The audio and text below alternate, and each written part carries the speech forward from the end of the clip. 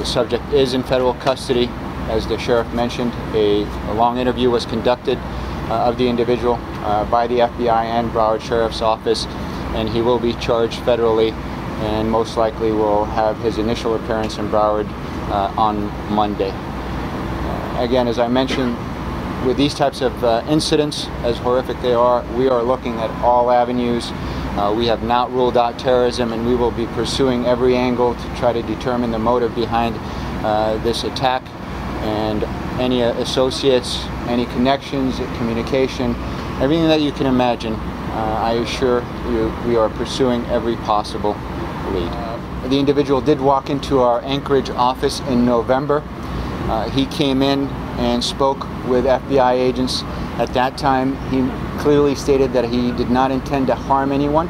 However, his erratic behavior concerned FBI agents that were interviewing him, and they contacted local police and turned him over to the local police. He was taken into custody by the local police and transported to a medical facility for a mental health evaluation.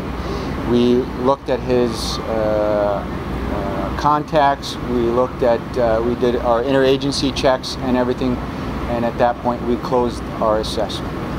Was there anything done to take away firearms? Did you guys know that he had firearms on him? That answer, or that question, I really don't have the answers for. Again, it's very early in the investigation. We are working very closely with our Anchorage field office trying to determine his activities there, but I can't really tell you about his weapons there. He voluntarily walked into the FBI office in Anchorage in November? Yes, he voluntarily walked into our office. And he was interviewed by agents out of that office. And how long was he in the mental health facility in Anchorage? That information I don't have. Again, it's very early in the investigation, and that's something that we'll have to try to determine with our Anchorage field office. He was turned over to local custody, and it was the local custody that took him to the medical hospital for evaluation. Was the FBI investigating a home in Anchorage? Are you guys looking into a house he may have lived at in Anchorage right now?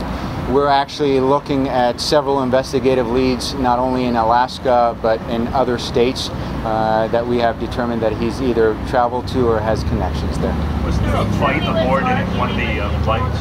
Was there a fight aboard one of the flights that he took, or in baggage claim that may have set him off? I'm not aware of any type of incident like that, but again, it is very early in the investigation.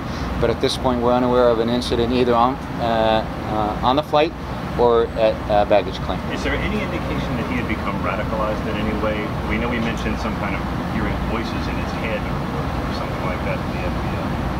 Again, it's very early in the investigation. As I mentioned, we're not ruling out anything. We're looking at every angle, including the terrorism angle, but it's going to take us some time to determine the true nature of the motivation of the individual. Is he a U.S. veteran, and how old is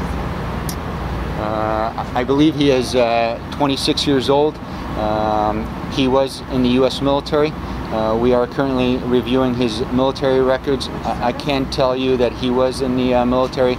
I believe it was in the Army, but we haven't confirmed exactly his service. What type of gun and how many shots fired? What I can tell you at this point is that it was a semi-auto handgun, but I'm not prepared to release the type of handgun, and it's way too early in the investigation to tell you how many rounds were fired.